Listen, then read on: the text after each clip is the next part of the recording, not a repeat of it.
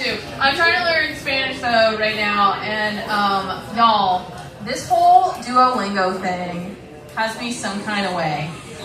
Is there anybody else on Duolingo now? Angry owl. Okay. So then that like whole thing about like them only using AI came out, and I started getting kind of weird because my streak, y'all, is like 600 and something days, and I'm like, like I know that Duolingo, like this CEO is gonna get shot later, but like 600 something days, like I can't protest them right now. I'm so close to A3, y'all. I know that's not a real thing. It goes to the B after that, but like I'm just saying, like it's a thing. Anyway, y'all. Any of y'all? Hey! No? Okay. Dude just shook his head. He was so serious about it. They're in like a really intense game, y'all. I kind of want to know what is happening. He was so intense about it. Now I genuinely have to know what's going on. But while I'm going to check out that game, y'all, you're going to stay right here and listen to your headliner and the winner of tonight's show. Is just a wonderful person and absolutely the pettiest, awesomest person I know. Please give it up for Jessup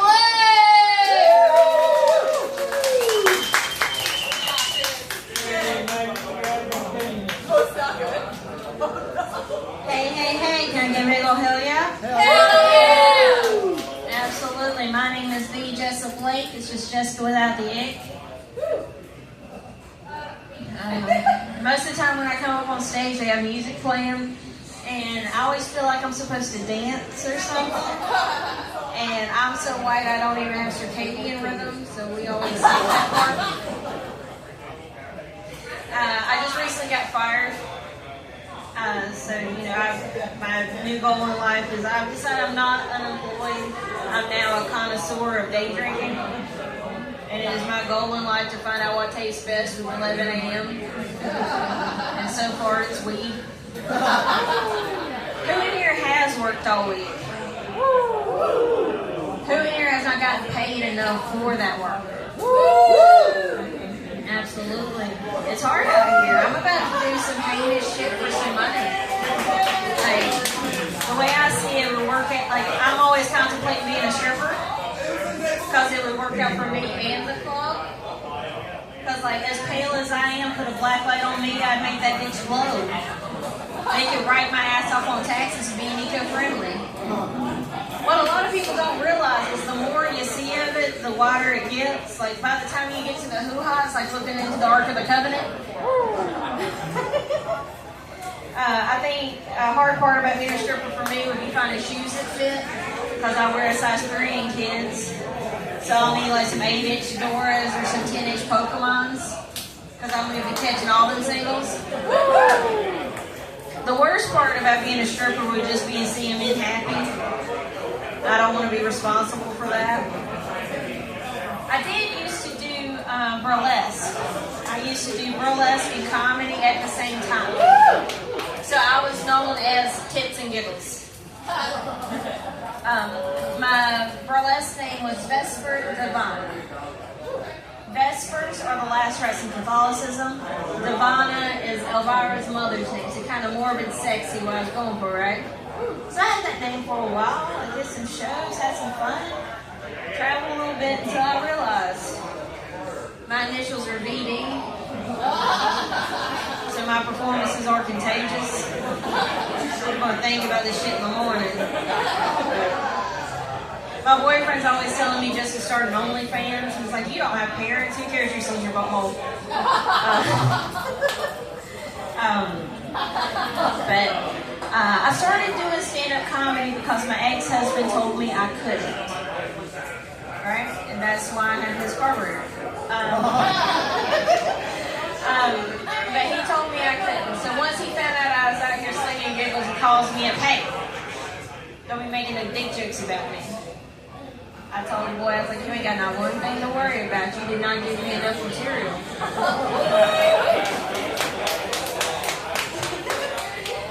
when we got married, I got that grandma talk, Grandma gives you some outdated advice, a bunch of shit you don't need to hear. And she's giving me this conversation while she's flipping through this wedding book, picture book from her first wedding to my grandfather. And she's in a maternity dress, and it's a beautiful blue dress, right? And she tells me I shouldn't get married in a white dress because I'm not a virgin. I'm like, all right, bet. How many guys you gotta fuck to get to blue? That was the second hardest that woman hit me, and it was worth it. I don't know if you can hear me, but I don't have any memories of that woman that doesn't end with, and then she hit me. But yeah, when I got married, his mom refused to meet my mom before the wedding. And I know what I look like. I want to preface this by saying I've seen my face, I've been informed. But my mom, according to the state, is not white. She is Lumbee, like Native American. And she looks rather Mexican, but she's not. And his mom called my mom a racial slur at my wedding, and it was the wrong one. So I'm unsure what my mom was more mad about. The only thing I knew was Tupac started playing over the speakers. I was like, well, fuck, there's going to be a hate crime today. I was like, you might want to put your mama in the car. But me and my grandma sat in the back, and she refused to speak English to anybody. And we're passing back and forth a bottle of Cristal like white trash, and just hanging out. But like dating after divorce is hell, right? And I'm finally in a place where I can talk about an ex-boyfriend without wanting to pipe bomb his car, which I have the ability. I just don't want that to be confusing. But I hated his car too. And he refused to put anything in it besides premium gasoline. Is there any mechanics out here? Okay, alright, so if you put premium gasoline in a car that does not require that, you're going to blow your manifold gaskets. He keeps blowing his manifold gaskets. And I'm all for, and he's like, but it's a sports car. Sports cars have to have premium gasoline. It's a 98 Ford Mustang. None of the panels are the same color burgundy. It's 4-cylinder and automatic. It's like saying, like, my off-brand Chucks are like the same as somebody's like Nike, like Jordans. Yeah, they're still shoes, but they're not, And like I'm all for keeping an old piece of shit running all day, every day. I'm a square body bitch, you can see it right here. I am built like an S10 and I know it. And but if you want to have an old piece of shit, you gotta know how to work on an old piece of shit. Otherwise, you're just going to become the mechanic sugar daddy. Another thing that used to aggravate the shit out of me is like, he was a gorgeous man, right? 6'1", kind of brother you just wanted to oil up and show off. Like he could lay pipe but didn't know a goddamn thing about plumbing. It's like, you know what? I got YouTube. We can figure this out. But like he looked like Stefan Urkel, but he dressed like Steve. He always had like a polo shirt, like the zipper vest thing. I don't know what those are called. We're in different tax brackets. And every time me and him would go out, it looked like he was taking his lesbian out for a walk. He's over there dressed in business casual, and I'm over here in like a dinosaur dress and sparkle shoes. You know who I am. His buddy always wanted to go to titty bars. And his wife wouldn't let him. Did you think we could talk Justin to let us go to a titty bar? One, I don't care. One, I know this man tips like it's 1946, and he's not paying off titties or Lexuses or nothing. I'm not worried about him going nowhere. Two, I don't care. If a man of mine goes to a titty bar, the only thing I need to know is which one are you going to? I just need to confirm I don't have a relative working there. I don't care if you see titties. I just don't want them to be relative titties. And quite frankly, that's to help you out. Because if you come back to my house talking about and you're describing my win to me, one, we're going to fight. And two, she's got stab wounds and C-section scars. Like, you're going to need a therapist. And she stole your car keys. But I mean, most of my family's the same. At least missing parts of that car. Okay, we all have like impact wrenches and I don't give a fuck attitudes. But like, it was so hard. Like, I have a lot of back and knee problems, and I pop a lot, and I have a lot of pain. Found out I have something called Hashimoto's disease, and it's ruining my life, and it basically translates to I'm not allowed to eat anything that makes me happy. But he was convinced that all of my back pain was because I wasn't wearing a bra that fit me. It's like, we're going to go take you to Victoria's Secret, get you measured, get you a bra that fits you properly, instead of this Walmart bullshit that you keep getting. Okay, cool, let's go do it. So they measure me, and they're like, oh, you're a 34B. I'm like, you're a liar. So we would go somewhere else that, focuses on titties. I need something with a scalpel there. I need a form and maybe some duct tape, some Bondo. The regular shit just ain't going through it, So we go to this place. They're like, oh, well, you're a 38 double D. Okay, that sounds a little closer. So he's like, I'm going to pay for it. All right, you cheap bastard, let's do it.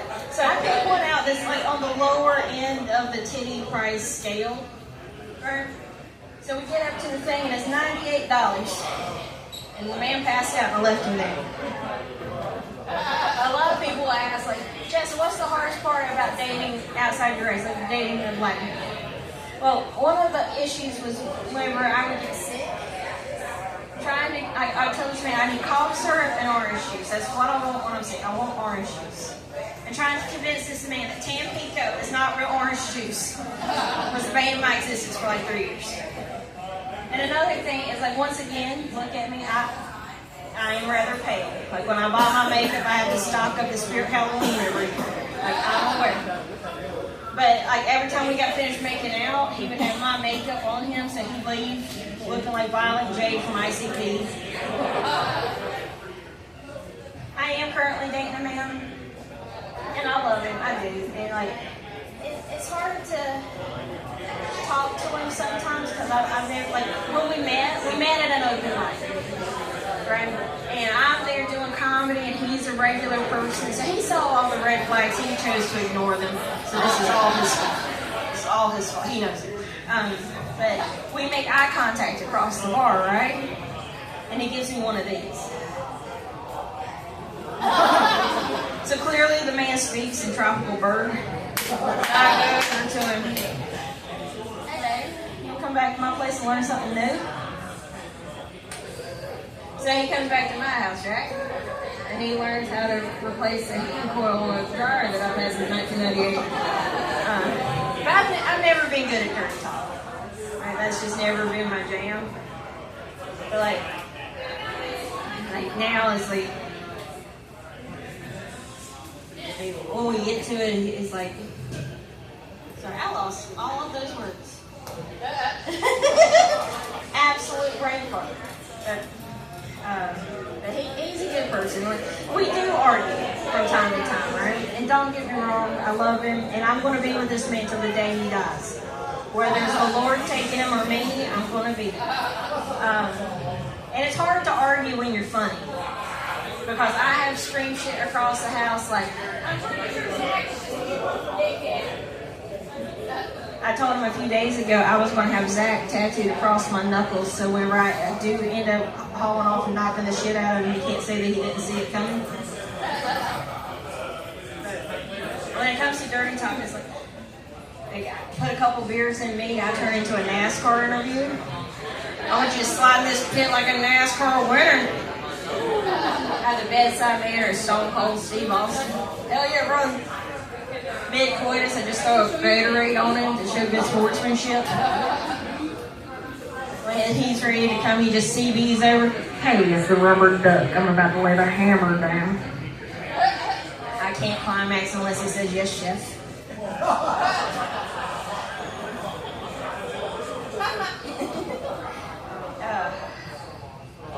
I learned a few weeks ago that I'm not allowed to tell grandpa stories anymore. Because I had 3 little old ladies that came up to me. They wanted to call CPS. So I want you to know, before I tell you these stories, I am in my 30s and he is dead. So we were late on that phone call, so let's not do that. But my grandpa, he was a wild motherfucker. He went to prison one time for mailing his taxes back as deceased, so wife number 2 and 3 couldn't get their alimony. His son was bragging one year that he got a Mastiff puppy, telling everybody he got a Mastiff puppy. Uncle Frank brings it to the house. He's got on a harness and everything. It was a goddamn bear cub. Somebody sold this man a bear cub in the Walmart parking lot, and he was too dumb to know about it. And like a lot of people was like, there's no way he didn't know. I was like, ma'am, he also went to jail one time for robbing a store with a stick. He's not the top of the class. Alright?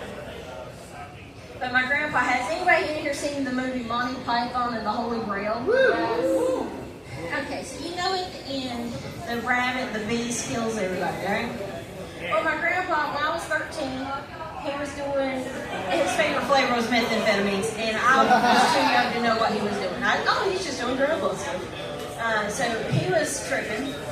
Every time he would be tripping, that rabbit was coming to get him. So he runs outside, catches a rabbit outside. I mean, we lived in the woods, you can hear me. So he catches a rabbit, brings it in the house, throws it in the oven. 13-year-old me, I'm like, okay, he's just being weird. I'm gonna take the rabbit, put it outside. So I put it outside. I turn around, this man's got a revolver in his hand. Oh, but who gave you a revolver? Put it down. He lets one go. It doesn't go through me, but solid flesh wound right here. It takes out a good chunk of ribs.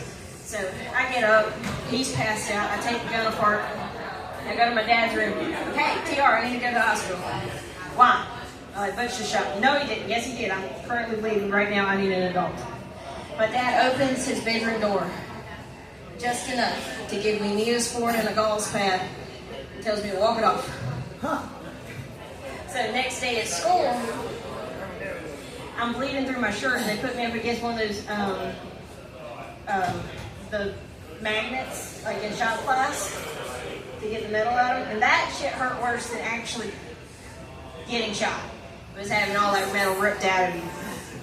But yes, don't call CPS. Okay, he's already dead. He's already burning in hell. We don't have to worry about that.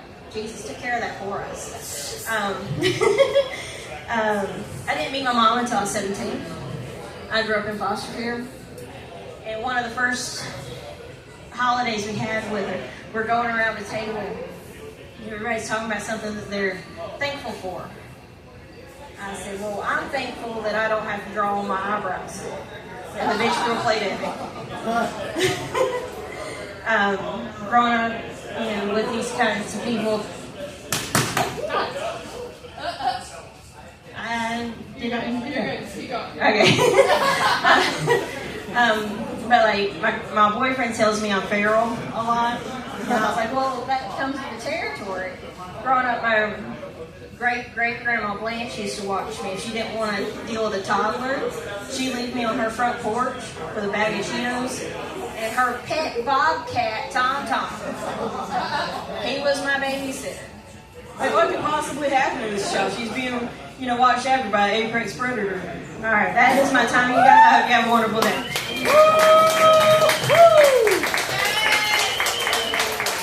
Y'all give it up once again for your all of your contestants tonight, and just like your winner tonight. Y'all. One thing I love for sure though is that you had to ask this audience if they've seen Monty Python and the Holy Grail. I asked if they saw Meerkat Manor.